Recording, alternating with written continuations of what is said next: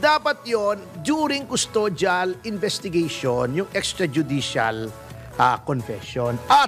At ito ang lacking doon sa sinasabi nilang extrajudicial confession daw ni Pangulong Duterte. Specificity. Ano yung specificity? Sinong niya? Sinabi ba niya? Wala. Wala. Paano ang extrajudicial confession? Hello? Diba? Sino bang umamin siyang sa sino? Sinong ay, hindi sinabi. Diba sabi pa nga niya, bakit ko sasabihin sa inyo? Ako? Ngayon, pag dinala mo sa hukuman yon, tingnan natin kung hindi ka pagtawanan ng hukuman. Ayun. Ngayon, itong si Boyeng Remulla, sinasabi ko nga, na itong DOJ, baka lumusot sa kanya, kasi yan basta kahit dispalinghado yung kaso, basta gusto niyang i-file, ipa-file niya, kahit nag-recant na. Papaano yan? Baka sasabihin ng mga iba, naku, sigurado, kulong na si Pangulong Duterte, may nagtuturo na sa kanya, umamin na siya. Alam nyo, dalhin nyo muna sa korte. Kasi sa korte, ayan ay hindi pa po ebidensya. Hindi mo pwedeng i-convict ang tao sa extrajudicial confession. Convicted ka, kulong ka. Hindi pwede. Hihiringin pa sa korte. May ganun. Ipoproduce mo pa as evidence yung extrajudicial confession. Paano? Kapag sinabi, katulad ng mga witnesses ni Teves, pinilit lang po kami para sabihin yan. Kung sabihin nyo ni Garma, di ba? Papaanong gagawin mo ngayon? Opo. Hindi ka pa rin mako-convict. Si Delima nga, di ba, ang yabang-yabang niya, the witnesses recanted.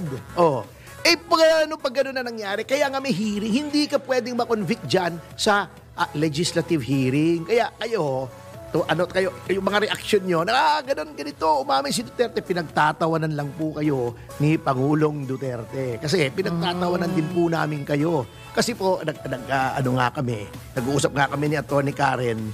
Sabi ko, ang problema tayo, seasoned litigators tayo. Humaharap tayo sa court. Ako, 32 years na ako. In and out sa court.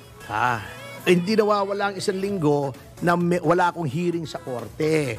So, alam natin, may mga nuances yan, may mga bagay yan na hindi mo mababasa sa libro kahit sabihin mong number 1 ka pa sa bar. Kahit sabihin mong summa cum laude o magna cum laude ka pa sa iyong law school, may mga hindi natututunan. Ayun. Oo. At yung mga nuances yan na only actual practice. Halimbawa, ikaw, mag-drive lang na sasakyan. Opo. O pwede mong sabihin, nabasa ko. Ganito pala yan, papasok ka, magsi-seatbelt ka. Pipisilin mo yung clutch, lalagay mo sa primera yung gear, kung manual transmission. Then dahan-dahan, pinipisil mo yung gas, binibitawan mo yung clutch. Pero, gawin mo. Yun. Hindi mo agad magagawa. Hindi salita lang. Kahit video game ka pa ng driving, simulation, iba yung actual. Yun ang hindi nila alam. So, iba pala ang practicing lawyer sa lawyer lang. Kasi kaya nga practicing lawyer kami. Kasi, di ba may kasabihan, practice makes perfect. Yes. Not perfect, so we have to practice. Yes. Practice lang. Ayan. Well, naniniwala po ako dyan, attorney, kasi what if, sorry po, Justice Remulla, kung hindi po kayo susunod sa inyong batas dyan sa inyong kinauupuan, what will happen? Wala. Department of Justice nga kung walang justice, saan ka pupunta? In the first instance. Kaya nga sabi ko, alam nyo, ayang si Luistro, ibang creature yan Kung si Luistro, akala mo matalino kung hindi ka matalino. Pero kung matalino ka, alam mong hindi siya matalino. Yun, ganun lang yun. Ganun lang kasi. No comment ako dyan, attorney. Kasi usapang legal yan. Hindi talaga. Hindi nadala niya sa delivery, pero pareho sila ni Laila De Lima. May mga accent pa si Laila. Parang yung parang may pa. may parang kumakantang hindi po maintindihan na. American Diba? diction may yun. diction pa. Pero pag inanalyze mo yung sinasabi, walang substance. Ay, ganun po ba? Aha. Buti pa yung sabay, may substance. Uy, attorney, diyan kita nakilala. Dahil sa Saba. Si Ronnie Dayan daw, may sustansya. Masustansya. Oh, yeah. Lagot Ganun. ka, lagot. Ganun. Masustansya. Di ba meron po tayong government official? Sustansya? Di po. May government official tayo dati na Secretary Luis Toro. Ano po ba sila? Relation? May Yun, education yun eh. Opo. Oo. Ewan ko. Di sila magkapatid. Whisketch nose. Ah, Whisketch nose sung. hindi po pala. Oo. Sorry. Hindi nyo pala alam. Tinitingnan ko itsura ni Secretary Luis Toro. Wala namang bigote si Congressman Luis. Wala, nanonood na naman si Congressman Luis Toro. Lagot na naman ikaw. Bakit naman lagot? Kasi binabanggit mo siya eh. O ayaw niya yun, sumisikat siya. Yun nga. Di ba dati, actually, nung hindi naman lumilito yung Quadcom, hindi naman kilala yung mga yan eh. Ngayon pinag-uusapan sila. Dapat masaya sila. Lalo na si Dan Fernandez. Sino ba naman nakikilala kay Dan Fernandez na nationwide sa Laguna siguro.